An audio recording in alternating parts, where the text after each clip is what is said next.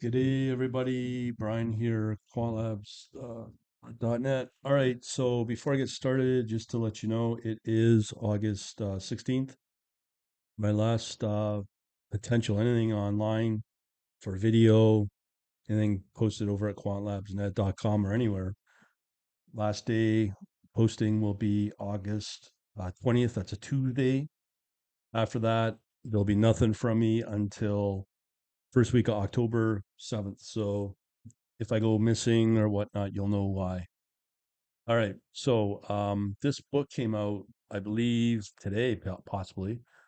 Um, this is from the folks person at this website here, pyquantnews.com. I've been kind of following the posts over at Twitter X.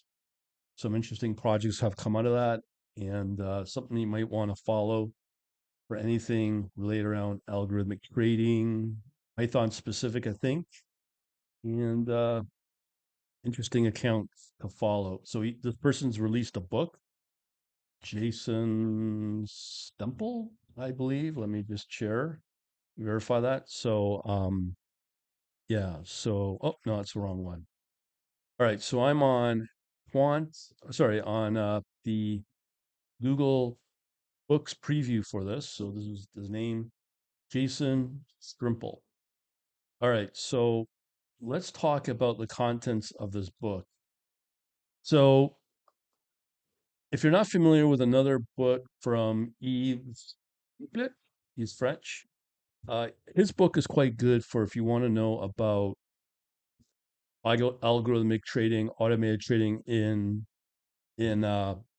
Python. This one is obviously going to be a lot more updated. I'm going to go through a lot of the commentary here. It's not against his book or his topics or against him personally, but I just want to give you my views on some of this. So let's get to it. First thing, diving into continuous futures data with NASDAQ and data link, how to do it, S&P ratio, um, OpenBB. Okay, let's talk about OpenBB. Um, I think he is kind of like the I don't know what you would call it. Let's put it this way: they've done high profile interviews together. Between OpenBB and this Jason guy. So I knew about OpenBB. I think it was in 2022, sometime, and OpenBB was still a fairly true open source project. I used it. I thought it was great. I thought it was the best thing since sliced bread. You could look at the markets with Bloomberg, or like it in a clone. It's good data sets. And then one day within that year, OpenBB became more uh, premium model, we'll call it. And it got worse and worse and worse as they started to basically bastardize the project. And they had about, I think at the time, about 13,000 followers. And then they went completely commercial. Like they brought in a CEO, a president, and whatnot. And I think the project is now completely not worth suing. When you put out a piece of code using the OpenBB, I found it just broke. And I've been in the software engineering field since the '80s, so I've been around. I'm equivalent of a fossil. When you bring out projects, open source or not, and you have a piece of code and it breaks at some point, the project becomes kind of useless because you're forced every few months to update the code and update your, in this case, Python scripts, which really makes the project itself, OpenBB in this case, uh, pretty well not useful. I hate saying. So for me, I don't use it anymore. I think you're just better off to use a good data source. There's lots out there that do not break their coding policy. So if you write a piece of code to use data sources, you should be able to expect it to run for a good couple of years and not have to worry about updating it every few months. That's my view. They've had a no code break policy up to Java 6. That's why it became so popular. Microsoft maintained that as well. That was a world back then when software engineering was probably a lot better than where it's at now, where they're bringing out new versions of whatever every few days. Everything breaks and bugs and whatever. It just brings down the quality of the project. But yeah, people will say, "Oh, it's obsolete." I was like, "Give me a break." I mean, more important to ensured code and scripting works with no worries of breaking down the line. So let's go on about this. So that's OpenBB. So if this book is really built around OpenBB, I'm going to tell you there's going to be some uh, major uh, dilemmas with this book because it'll get outdated pretty quickly unless they bring out a lot of updates all the time, or unless, on the other hand, OpenBB itself has changed their policy on all their rapid um, projects because it makes the project OpenBB, especially from an open source perspective, because it is the open source that really makes your product really popular. And then just to turn around and stab that same community back by basically, saying thanks, but screw you down the line is not a good way to move forward on these types of projects. So again, I just use standard reliable data sources. Okay, so that's my view of OpenBB. Again, that's not a personal attack on this guy, but just be aware of what you could be getting into with these kind of books if it is heavily reliant on OpenBB. OpenBB, if you're willing to pay for it, can be worthwhile. I've seen expenses of up to, I think it was like a couple $100 per seat. So it's really built for enterprises. But you may struggle trying to maintain if it's usable or not down like a year from now with your scripts that you develop today. And that's just my experience over the last pretty close to 2 years now. And I've not looked at OpenBB ever again since then. It leaves a bad taste in your mouth. So enough of that. Um, so OpenBB obviously seems to be what, there's 3 chapters here. Um, so that's all fine. So he gets in the standard pandas data reader. That's a popular option to download data. Yes. Pandas index types is fine. Same with time series, transforming data frames. Now, I like data frames. I find data frames is convenient. You're trying to come in from C++ perspective or an HFT perspective. We're trying to basically make a code real fast. Obviously, using these third-party projects or packages for Python will not want to be. I mean, it depends on your goals. If you're trying to use this type of project just to learn or build a basic trading system, not just basic, but fairly advanced, but you don't really care about the speed of it, this is definitely an excellent path to go down. So I think it looks like it gets into more of the trading aspect, which is the rare part for a lot of these types of books. So again, he's got the data frames, which is good. Calculating asset returns, that's awesome to have. And then this is a very important topic, I think, measuring volatility, especially now when you go into the markets, they're super volatile. When you take a look at gold, treasury, which are not supposed to be volatile, they're volatile now. So that's how important measuring volatility is. So this is going to be a very important aspect of the future algorithmic trading until those type of markets settle down. Cumulative returns, that's a good one as well. These are very useful. Resampling data for different time frames, fine. Missing data issues. This can be tricky depending upon your data source. There might be gaps. If you're trying to do something like this with Yahoo Finance data, I wouldn't rely on it for production uh, trading purposes or live trading. You're just going to mess up your pricing calculations. But um, it's fine for, again, for learning, especially coming out of the world of being free. Analyzing custom functions to analyze time series. Again, I would believe this is just using the free open source standard Python packages like, as you can tell, pandas, probably a matplotlib, and the other one of NumPy as well. So let's see what else we got here. So he's now using all the other popular visualization uh, packages, Matplotlib, Seaborn, and Plotly Dash, which is fine. Either of all of them are fine.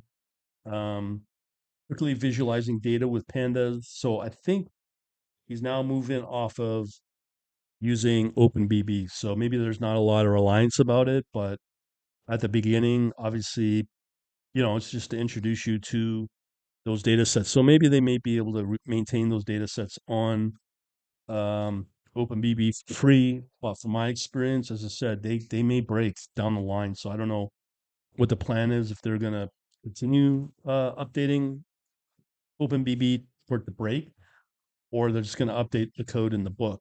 In this book, I have no idea. Okay, so it's got visualization for Matplotlib. Um, so this is an interesting one. Yes, yes, implied volatility is very important. That's good to know, especially on the surfaces. I've also played around with MATLAB. This is a very critical point within MATLAB, and good to see that there is that capability. Obviously, it exists, but this is a really good one to know about volatility, especially if you're in the futures market. I think from what I saw here, I think he does focus on some of the um, more of the futures market. Yeah, so he's got continuous futures market for NASDAQ. So this is maybe coming from an institutional point of view, which would be kind of rare to see in a book. So kudos for that. Definitely, definitely, definitely for that. And again, I don't know what the future plan is for OpenBB. So again, let's see here. So he's got Matplotlib, statistical relationships. That's another important from a quant point of view. PCA, principal, I can't remember the name of it. Principal something now. Principal component analysis, I believe. Plotly dash. So there's different uses for each visualization package for different types of analysis, but a lot of it's free once you acquire the data. So acquiring the data is the going to be the interesting one. But again, looking at the type of data he's working with, it is kind of institutional, which is good. Like I said, options market, futures data, S&P ratios data. That's institutional level. So that's not standard just looking at technical analysis stuff. So that's a pretty good thing to know about. Okay, so now you've got the PCA storing data. So you can do it in a CSV format. That's fine. SQLite, that's fine. That's a good one actually. It is kind of limited with SQLite. I prefer using as a data store Redis, but that now has gone commercial as well. I have no idea how that works on that platform because you got to remember I'm coming from the TradingView world where all the data is within TradingView, and I still do obviously Python coding, but I don't talk about it. Postgres is an excellent, more relational type of database for more bigger projects. A lot of startups use that database, so that's a good call. HDFS is very good. I haven't really worked with that a whole lot. It's a data format to speed up data access, which is good. Okay, so now we're going to look at more trading. This is where it gets good, I guess, from the book perspective on how to write these type of scripts. Because again, this is institutional quant level pushing towards that. So it's a good resource to learn from for this. Identifying latent return drivers using PCA. So they go principal component analysis. Finding hedge portfolio beta with linear regression. Again, that's a good one. Uh, Portfolio sensitivities with Fama-French factors. Again, that's definitely institutional. Market inefficiency based on volatility. Kudos, where's the camera? Kudos for that one. That's more of the HFT stuff to look for those inefficiencies as well. A lot of HFT firms do is to look for those, and doing that in Python be great. And then being able to learn that and being able to exploit it. And if you want, be able to, if they're smart enough to figure out how to rewrite that in C++. So that's a good one. Zipline pipeline ranking models. This is kind of a form of backtesting. This is good as well. That's what my Python scripts do. They rank. I also add filtering on top of that. I don't go to the level of probably on the quant stuff. I mean, when you start getting into options and futures, that's a different story. Vector-based backtesting with vector BT. Now, I'm going to be honest. I've never heard of vector BT, so I can't really comment on it. But here's the interesting one: walk forward optimization.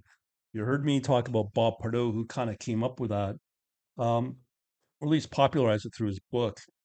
That's a very good way to assess what's going on in real time, and then being able to gauge and try to predict using walk forward analysis and optimization at the same time. So this is really good as well to have. The super trend strategy. This might be custom built. I don't know, but would be an interesting one to follow. Okay, so how many chapters are there? There's quite a bit. This is definitely worthwhile to pursue because originally I thought, oh, it's going to be just another Yeeplish book. No, it's gotten a lot more advanced, so that's good. Okay, so now we are moving from vector BT to zipline. So that's the original project from the folks behind quant. I can't remember the name. Doesn't matter. But anyways, this is a very popular backtesting package with zipline. That's used quite a bit. Mean reversion strategies, momentum factor strategies. So obviously you can tell that you can kind of optimize strategies with this. Then we get into evaluate factor risk and performance with Alpha Lens Reloaded. This is interesting. Backtest results, information, coefficient, factor return, performance. So that if I'm thinking like from a factor investing point of view, you have different factors you put in. That could be your technical analysis, moving average result, standard deviation, maybe fundamental analysis as well, and those results as well. So you can use those as part of your factor modeling, and then build quite possibly a ranking data set from that, which what works, what doesn't, and then get factor turnover. Pretty good, pretty good. Okay, so now we're moving into Pyfolio. Now I've worked with this as well. Looks like it kind of works with Zipline, generating a performance and return and analytics. That would be good. This is really good for drawdown and ruling risk analysis to minimize that. Every time I go through it, I'm getting more and more impressed with this book. Analyzing strategy, building leverage, exposure, and sector allocation. So again, uh, minimal open BB data or usage of it, the better. Because if you are relying on that data, that one day that data may get cut off from the free version. So that really depends upon where this data comes from. But for the analysis, this is quite good actually. Analyzing strategy, holding, leverage, exposure, and sector allocation. This is very quant based, definitely. Breaking down strategy performance at trade level. Again, really good to know all this. Okay, so there's a standard broker that's mostly used for this sort of stuff, interactive brokers, building a algorithmic app using IB API. Um, yeah, that's really tough in Python, the native one from interactive brokers. So there might be some better options with interactive brokers. Also realize when you do use interactive brokers, you will end up paying for data. I've gone through quite a bit of interactive brokers on this channel. Just look it up on the channel to see what I mean. We're going back maybe 2, 3 years, so it's fairly recent.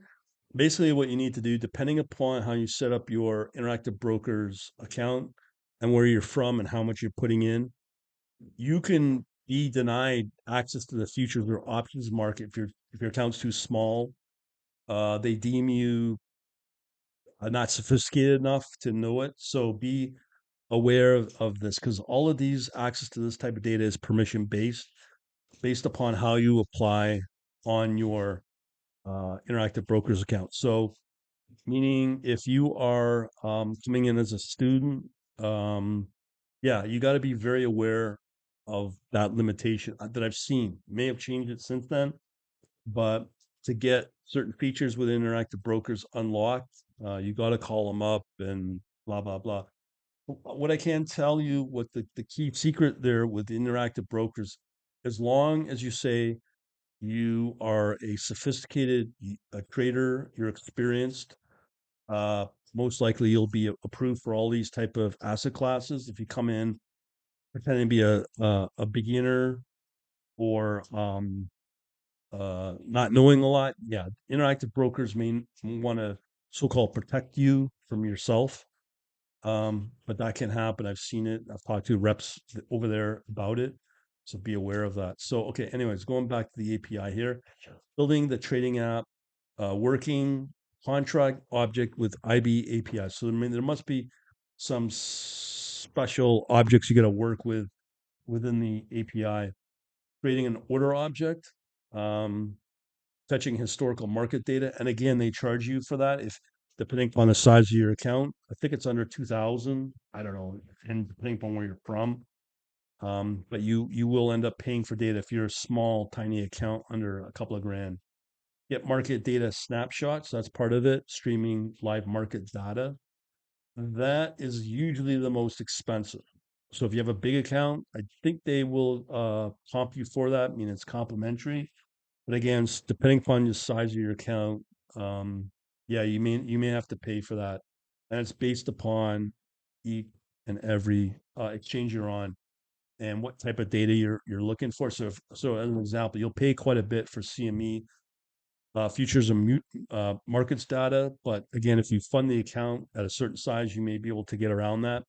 And just so you know, as an awareness on interactive brokers, a lot of people don't know this, but if they're trying to do the equivalent of an HFT level, be aware that what Interactive Brokers does, they aggregate the data. So if you did a comparison on a different data source, more real time, let's say IQ feed as an example, IQ feed will pump out the data by sub-second, and it's all natural. But what Interactive Brokers does, they'll kind of aggregate it and sit on it for like a couple of seconds, and then batch it all together, and then release it out every couple of 10 seconds. Like I don't think it would really be a significant deal breaker, but generally you're not going to do that type of trading anyways on using interactive brokers. It's no different than with Trading View, but I did put out a video on their announcement on how you can do tick data with interactive brokers, but not interactive brokers, but that's coming right from the exchanges. But you got to go into the more pro level of interactive brokers, and you're getting into $100, $200 a month for the pro level with Trading View. But again, you're still locked into the environment and ecosystem of Trading View, which means you'll probably most likely use PineScript. Okay, manage orders positions. Again, this is all part of the IB API. This is very good with IB. Manage orders, details about your portfolio, inspecting positions, computing portfolio portfolio P&L, profit and loss. Okay, here's the next big thing. Deploying strategies to live environments. Not a lot of books would cover this as well. I think we are, yeah, so the second last chapter, calculating real-time key performance and risk indicators, sending orders based on portfolio targets. Pretty good. A lot of times I will tell you from experience, uh, you will set targets, but you never achieve them. So you're going to be trading less, and especially now when the markets right now they're trending. Again, today's the 16th of August, but that was for like a couple of days. But if the markets go super volatile or they just go flatline, pretty hard trading conditions. So setting trading targets might be a little difficult in this kind of a market environment. Deploying monthly factor portfolio strategy. Again, you will need to find heavily traded assets, instruments that move in this realm. If you are purely just doing it on stock, you might have some difficulty. That's why I'm more moving down the line later in the fall to move into futures and options because they're always moving, highly liquid. They're like these are professional traders, and it's a complete industry that trade billions a day on certain futures and options. I'd even dare say trillions, especially in the currency space. Deploying an options combo strategy. Okay, so this guy's interesting where he is focusing on options. That's a good thing. Intraday multi-asset mean reversion strategy. So he's got some samples in here. It sounds like with some coding, and it sounds like he's probably with the book built an entire framework around it, which is pretty impressive. If that's the case. Last chapter here: advanced recipes for market data and strategy management. So again, I'm only obviously working off of the table of contents here. I'm not looked at the book to be fair. I mean, it's you gotta declare that or should declare that. But I'm just working off of the table of contents. But I'm sure this the topics is going to be a rock solid book to use as a reference, especially in this day and age, being in what it is 2024. Continuing along, streaming real time option data with theta data. Now again, it sounds like he may be using OpenBB for that, using Arctic DB data frame database for tick storage. I've heard of it. I think that Arctic DB is open source. Triggering real time risk alerts. This is going to be where it's very useful for live trading. That's definitely going to be something you should know about. Storing trade execution details in a SQL database. Again, that will probably be most likely Postgres. That's it, man. It looks pretty good. Yeah. I don't know how many pages this is, but looks to be a pretty vast coverage of um topics with coding samples. I'm sure there's a GitHub repo somewhere for that, but this looks like a good reference for end-to-end algo trading. Um, so yeah, I guess it must be pretty good. If you've read it, know about it, you know about the source code, let me know. And if it's all one kind of monolithic system that all the different components talk to each other, where it's sort of like in a one kind of app or operating as one big massive, as I said, app, and all the components talk to each other.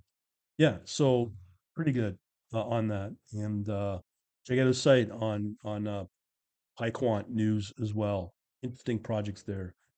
Over and out, and hopefully it stuck it out. 'Cause probably the OpenBB talk might have scared off people.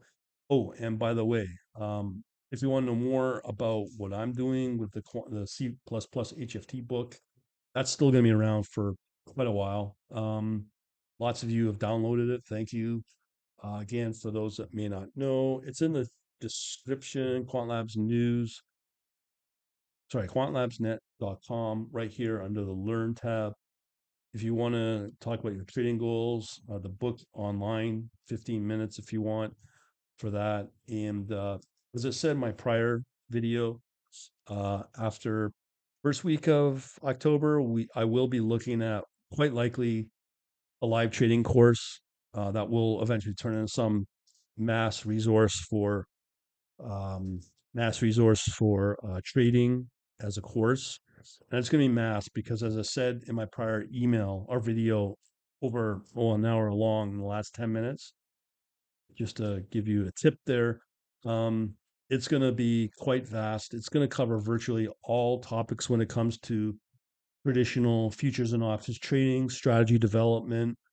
It's a complete end to end course that covers all of the aspects. It doesn't go into the equity market like the micro in meaning in the stocks, in the individual stocks. They'll cover everything else, which is pretty well what you want anyways, because the way the markets are looking right now, stock market I think is going to have a big drop. It'll probably come back. I don't know. But this more covers everything else outside of individual stocks. So we're talking finance, which would include your treasuries, your currencies, also would be your commodities, like your hard commodities, be it um, the hard commodities like metal, gold, silver, the like there, farm products, agriculture. Also in there will be coverage for, did I say treasury? Um, there's gonna be a lot. I'm also trying to think of what else is there. Oh yeah, the market indices. Um, yeah. And one place to go for that is just go to barchart.com and look for most bar chart, most active futures.